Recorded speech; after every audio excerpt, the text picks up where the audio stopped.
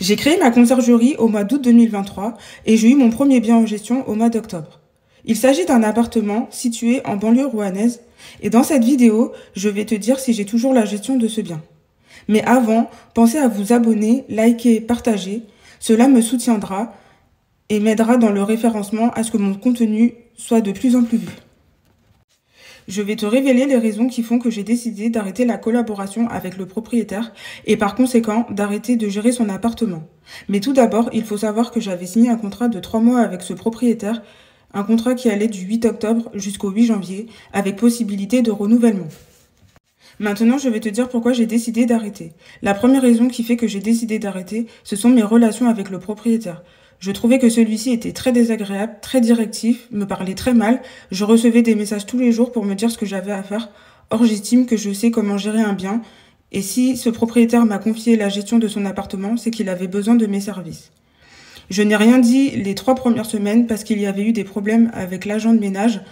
Et donc, je me suis dit, bon, il était peut-être stressé. C'est vrai que ça se passait pas très bien avec le prestataire de ménage. Donc je me suis dit, je prends sur moi, je ne dis rien, sachant que voilà, moi je suis quelqu'un qui a du caractère et je ne supporte pas qu'on me parle mal sans aucune raison. Mais je n'ai rien dit. Après, j'ai trouvé un autre prestataire de ménage qui est très bien et d'ailleurs que je vais garder. On a décidé de garder contact. C'est une dame qui est vraiment très professionnelle, très gentille en plus, donc c'est très important pour moi. Et donc, après les 3 premières semaines, il n'y avait plus de problème, puisque le seul problème qu'il y avait, c'était le ménage, et il a été réglé. Et donc, je ne comprenais pas, parce qu'il continuait toujours à me parler très mal, à être très directif. Et surtout, ce qui m'agaçait, c'est que plusieurs fois, il a envoyé des messages aux voyageurs à ma place, alors que j'estime que c'est mon travail, puisque il m'a confié la gestion de son bien.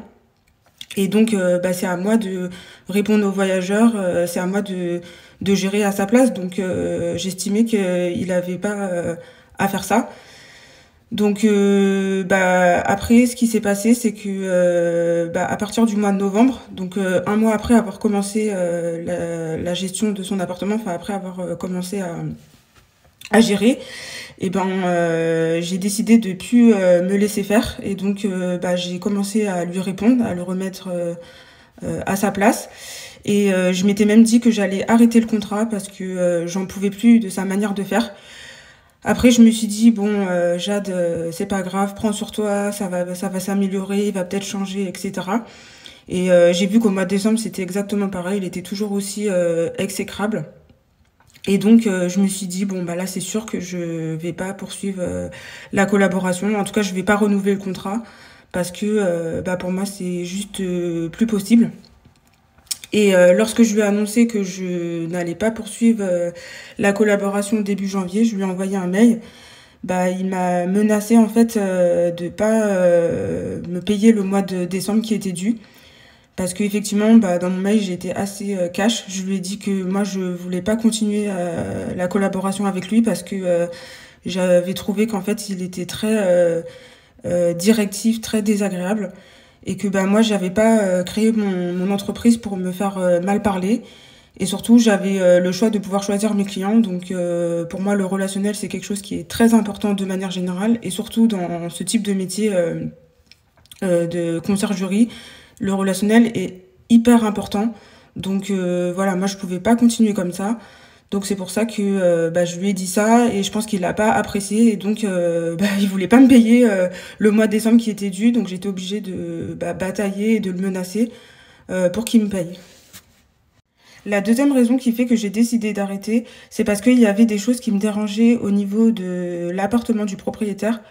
Pourquoi je dis ça? Parce que certes c'était un appartement avec une chambre, il y avait des WC et une salle de bain, ça c'était normal, plus le salon. Mais ce qui ne me plaisait pas, c'est que le salon en fait servait de pièce pour recevoir les clients du propriétaire. C'était une pièce de travail. Et il faut savoir qu'à côté de cette grande pièce de travail, il y avait le bureau du propriétaire qui travaille du lundi au vendredi.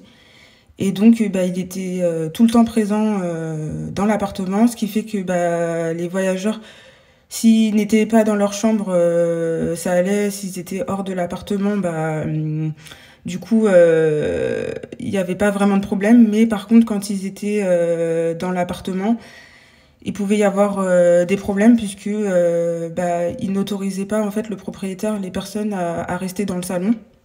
Il fallait que les personnes restent dans leur chambre. Donc ça pouvait ne pas forcément plaire. Aussi, les personnes ne pouvaient pas laisser leurs affaires dans la pièce de vie, donc dans le grand salon. Et aussi, il n'y avait pas de cuisine en fait. Il y avait juste en fait un espèce de bar et puis dans la grande pièce de vie un frigidaire et un micro-ondes. Mais les personnes ne pouvaient pas vraiment cuisiner, donc il n'y avait pas de cuisine. Donc ça, c'est moi personnellement, c'est quelque chose qui m'a pas plu.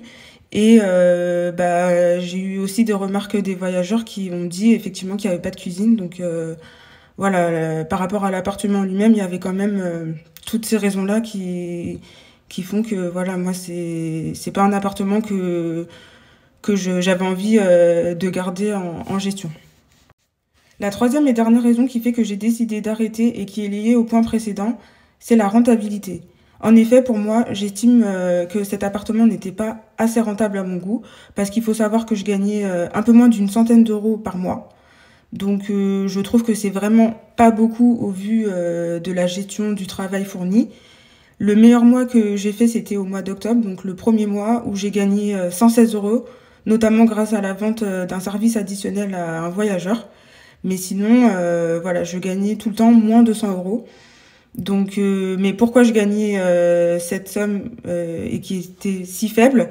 Parce que en fait, c'est pas un logement entier, donc je ne pouvais pas louer aussi cher que si ça avait été un logement entier. Et puis, faut savoir qu'il y a beaucoup de concurrence dans la ville. Et donc, il y avait des biens qui étaient bien meilleurs que l'appartement du propriétaire, faut dire la vérité. Et donc, les réservations n'étaient pas toujours évidentes à obtenir. Et donc, voilà pourquoi j'avais une marge si faible, en tout cas à mon goût, que je trouve très faible. Donc, voilà pour cette vidéo. Si elle vous a plu, n'hésitez pas à vous abonner, likez-la.